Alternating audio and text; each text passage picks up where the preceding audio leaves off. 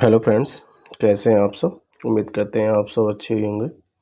पिछली वीडियो में हम लोग देखे थे बीसल देव रासो के बारे में, जो कि रासो साहित्य हम लोग पढ़ चुके हैं। तो रासो साहित्य की जो प्रमुख रचनाएं हैं उनमें हम लोग बीसल देव रासो को देख चुके थे। अब इस रचना में हम लोग देखेंगे आज पृथ्वीराज रासो को। तो आइए शुरू करते हैं पृथ्वीराज रासो के बारे में महत्वपूर्ण तथ्य, विशेष जानकारी और जो रचनाएँ हैं इसके बारे में जो विद्वानों ने क्या कहा है, इसका रचना काल क्या है, इसका काव्य रूप कैसा है, इन सब के बारे में हम लोग इस वीडियो में देखने वाले हैं। तो आइए वीडियो शुरू करते हैं। देखिए, सर्वप्रथम जो पृथ्वीराज रासो है, यदि उसके रचनाकार की बात करेंगे तो उसके रचनाकार हैं चंद्रबरदाई, यानी चंद्रबरदाई ने पृथ्वीराज रासो की रचना की है। जन्म की बात करेंगे तो 1168 ईस्वी लाहौर में इनका जन्म हुआ था। किसका? चंद्रबरदाई का।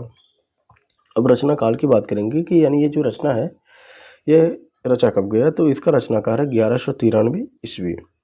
काव्य रूप की बात करेंगे तो इसका जो काव्य रूप है वो काव्य रूप इसका है प्रबंधात्मक महाकाव्य, यानी यह एक क्या है, महाकाव्य है। और इसमें चौथा पॉइंट ये है कि प्रधान रस कौन सा है, तो जो पृथ्वीराज रासो है ये वीर एवं श्रृंगार रस की प्रधानता इसमें है। यदि नायक की बात करेंगे तो नायक कौन है, तो नायक इसका है पृथ्वीराज चौहान। पृथ्वीराज चौहान इसका नायक है, जो कि धीरोदत्त श्रेणी का नायक है। यदि नायिका की बात करेंगे तो नायिका संयोगिता है, जिसका नाम, जो नायिका का नाम है संयोगिता, और ये मुग्धा श्रेणी की नायिका है। देखिए, जो नायक और नायिका के भेद हैं, जब आप इसको पढ़ेंगे, ये गद्य साहित्य का विषय है, तो उसमें ये सारी चीज़ें बताई जाती हैं कि मुग्धा श्रेणी की नायिका क्या होती है। और उसमें भी जैसे कई तरह की भेद होती हैं, जैसे जो ये मुग्धा श्रेणी है ये स्वकीय नायिका के भेद हैं, स्वकीय नायिका, परकीय नायिका, सामान्य नायिका, तो इसके भेद होते हैं।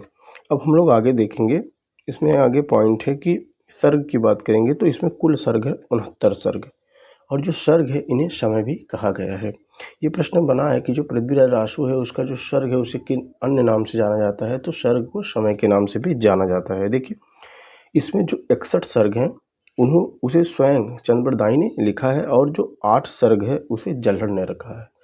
जो जल्हड़ है ये कौन है, पहले ये जानिए। जो जल्हड़ है वो चंद्रबरदाई के पुत्र थे, उन्होंने जो 8 सर्ग है इसकी रचना बाद में की है। शैली की बात करेंगे तो शैली पिंगल शैली है। अब पिंगल शैली क्या होती है, हम लोग पिछली वीडियो में, यदि आप मेरा पिछली वीडियो देखे होंगे तो आप समझे होंगे कि पिंगल और डिंगल शैली क्या होती है। देखिए, जो पिंगल शैली होती है ये होती है अपभ्रंश और ब्रज भाषा का मिश्रण, यानी पिंगल शैली का प्रयोग हम प्रेम प्रसंग में करते हैं। और जो डिंगल शैली होती है वो होती है अपभ्रंश प्लस राजस्थानी, उसका प्रयोग हम लोग करते हैं युद्धों के वर्णन में। अब हम लोग आगे, इसमें पॉइंट है कि पृथ्वीराज रासो का रूपांतरण, यानी जो देखिए जो पृथ्वीराज रासो है यह एक प्रबंधात्मक महाकाव्य है, तो इसका रूपांतरण कैसे हुआ, तो इसका रूपांतरण जो है वो 4 भागों में हुआ, यानी 4 अलग अलग भागों में इसका रूपांतरण हुआ।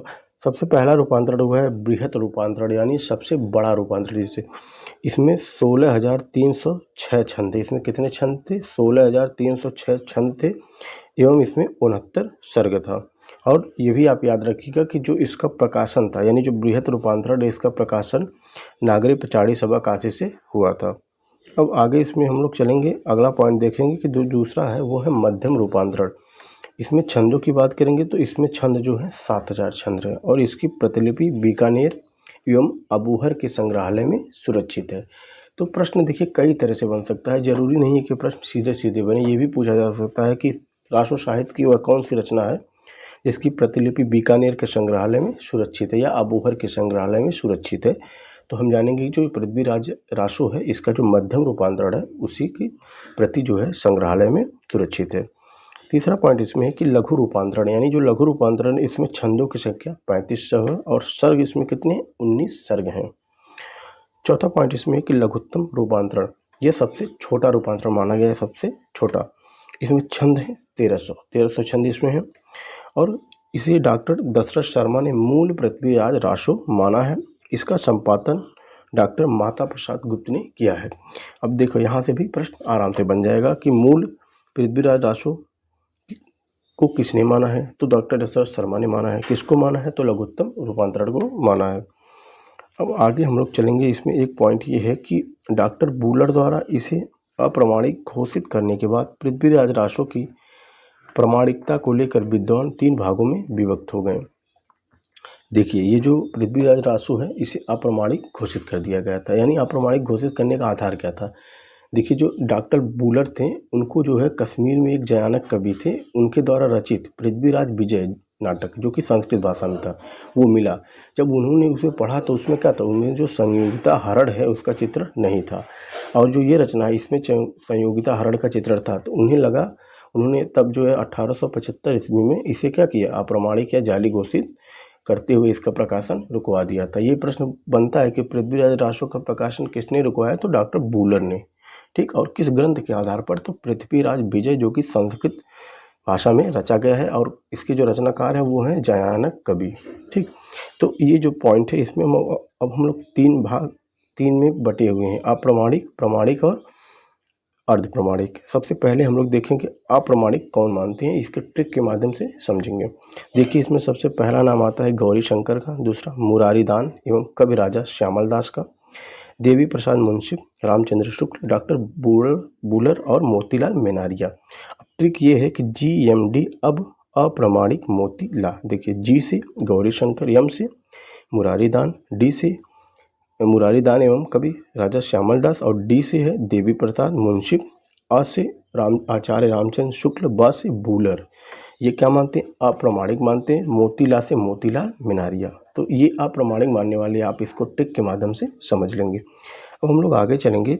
आगे इसमें है कि अर्ध प्रमाणिक मानने वाले विद्वान, यानी ऐसे कौन कौन से लोग हैं जिन्होंने पृथ्वीराज रासो को अर्ध प्रमाणिक माना है। तो उनमें नाम आता है अगरचंद नाहता का, मुनिजिन विजय का, हजारी प्रसाद द्विवेदी का और सुनीति कुमार चटर्जी का।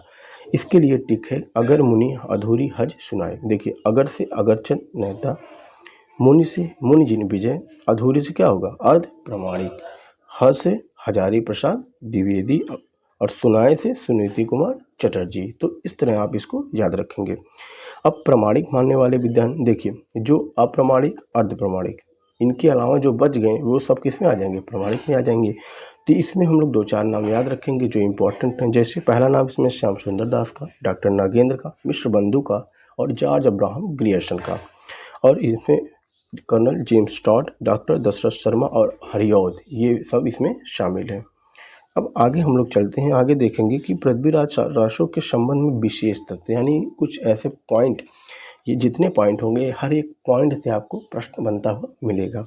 आइए शुरू करते हैं। सबसे पहला पॉइंट है कि पृथ्वीराज रासो में 68 तरह के छंदों का प्रयोग हुआ है। ये पूछा जाएगा कि पृथ्वीराज रासो में कितने तरह के छंदों का प्रयोग हुआ है, तो 68 तरह के छंदों का प्रयोग हुआ है, जिनमें से प्रमुख छंद है दोहा, चौपाई, भुजंगी, त्राटक और कवित्त। ये इनमें प्रमुख छंद हैं। दूसरा पॉइंट इसमें है कि नरोत्तम स्वामी ने पृथ्वीराज रासो को मुक्तक काव्य कहा है। प्रश्न इस तरह बन सकता है कि मुक्तक का पृथ्वीराज रासो को किसने कहा है, तो नरोत्तम स्वामी ने कहा है। तीसरा पॉइंट इसमें है कि डॉक्टर नगेंद्र ने इसे विशाल घटना कोश कहा है। तो ये सारी बातें आप याद रखेंगे। आगे हम लोग चलते हैं। अगले इसमें चौथा पॉइंट है कि आचार्य हजारी प्रसाद द्विवेदी ने पृथ्वीराज रासो को शुक शुकी संवाद के रूप में लिखा हुआ मानते हैं। उनका मानना है कि जिस अंशों में शुक शुकी संवाद मिलता है वे प्रामाणिक हैं तथा जिनमें यह संवाद नहीं मिलता वे अप्रामाणिक हैं। तो देखिए ये कहते हैं कौन, हजारी प्रसाद द्विवेदी। उनका मानना यह है कि जो शुक शुकी संवाद है वो जिस अंश में मिलेगा वही अंश क्या है, प्रामाणिक है, बाकी और अंश क्या होते हैं, वो अप्रामाणिक हैं। अब पांचवा पॉइंट इसमें है कि श्याम सुंदर दास और उदय नारायण तिवारी ने इसे विशाल वीर काव्य मानते हैं। तो अब हम लोग आगे देखेंगे।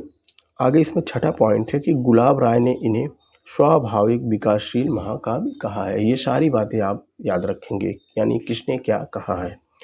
तो बाबू गुलाब राय ने क्या कहा, उन्होंने कहा स्वाभाविक विकासशील महाकाव्य।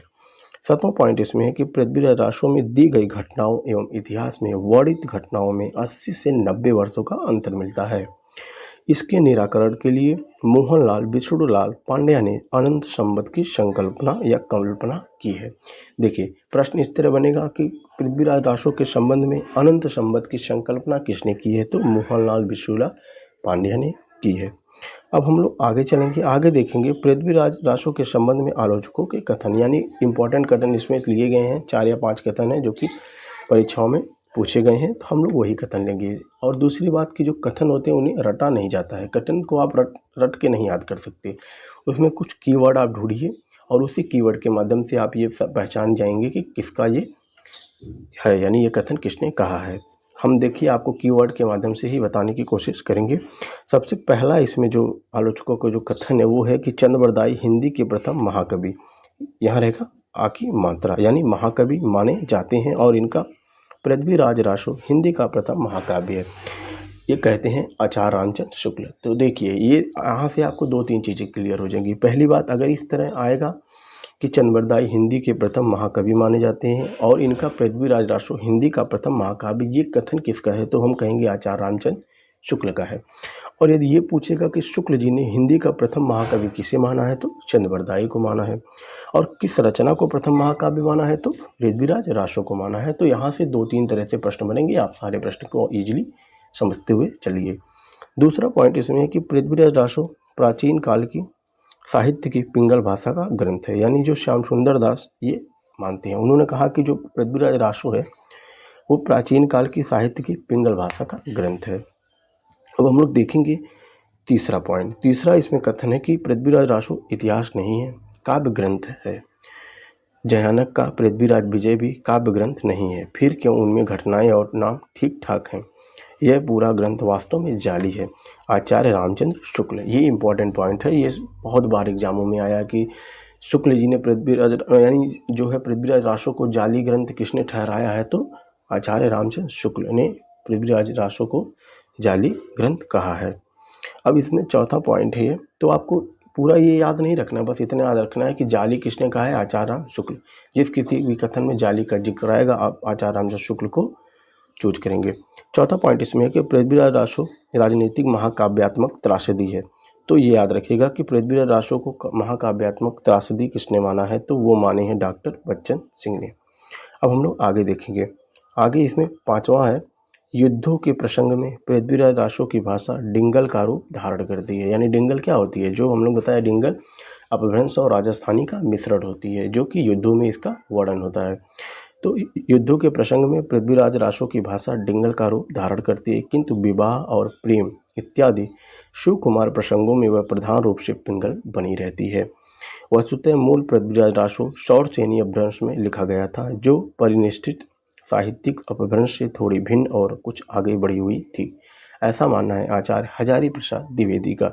तो देखिए यदि ये पूछेगा कि जो मूल पृथ्वीराज रासो है उसकी भाषा सौर सैनी अपभ्रंश से में लिखा गया, कौन मानते हैं, तो हजारी प्रसाद द्विवेदी मानते हैं। आप बस इस कीवर्ड को याद रखिए कि पृथ्वीराज जो मूल पृथ्वीराज रासो है उसको सौर सैनी अपभ्रंश में लिखा हुआ मानते हैं आचार्य हजारी प्रसाद द्विवेदी। तो अब आगे हम लोग देखेंगे। आगे है इसमें पृथ्वीराज रासो के महत्वपूर्ण सर्ग, यानी कौन कौन से सर्ग पृथ्वीराज रासो के महत्वपूर्ण सर्ग हैं, जहाँ से प्रश्न बन सकता है। देखिए इसमें प्रथम सर्ग है, जो पहला सर्ग है वो है आदि पर्व समय, यानी सर्गों को समय कहा गया है, जैसा कि हमने आपको पहले ही बताया है। तो ये पहला जो सर्ग है प्रथम सर्ग, उसे आदि पर्व समय के नाम से जाना जाता है। इसमें है क्या, तो इसमें देखिए मंगलाचरण है एवं पृथ्वीराज चौहान के वंश का परिचय है। तो प्रश्न इस तरह बन सकता है कि पृथ्वीराज रासो के किस सर्ग में पृथ्वीराज चौहान के वंश का परिचय दिया गया है, तो प्रथम सर्ग में दिया गया है। जो दूसरा सर्ग है उसमें दासम समय है और इसमें विष्णु के 10 अवतारों का चित्रण है या वर्णन है। 20वां जो सर्ग है ये है पद्मावती समय, ये सबसे छोटा सर्ग है। ये काफ़ी इंपॉर्टेंट है कि पृथ्वीराज रासो का सबसे छोटा सर्ग कौन सा माना गया है, तो 20वां सर्ग सबसे छोटा है। अगला पॉइंट इसमें है कि 61वां सर्ग, ये जो सर्ग है इसका नाम है कन्नवज्र समय, ये जो है सबसे बड़ा सर्ग है। तो ये 2-3 बातें आप याद रखेंगे, यानी पृथ्वीराज रासो का किस सर्ग में पृथ्वीराज के वंश का परिचय मिलता है, तो प्रथम सर्ग में। विष्णु के 10 अवतारों का चित्रण किस में मिलता है, तो दूसरे सर्ग में। और सबसे छोटा सर्ग कौन है, तो वो 20वां सर्ग है। और सबसे बड़ा सर्ग कौन है, तो वो 61वां सर्ग है। तो उम्मीद करते हैं आपको ये पूरा समझ में आया है। अगली वीडियो में हम लोग जो और रासो साहित्य की जो रचनाएं बची हुई हैं, जैसे कुमार रासो है, परमाल रासो है, तो जो और इम्पॉर्टेंट रचनाएं हैं उसको हम लोग आगे वाली वीडियो में देखेंगे। वीडियो पर बने रहने के लिए बहुत बहुत आपका धन्यवाद।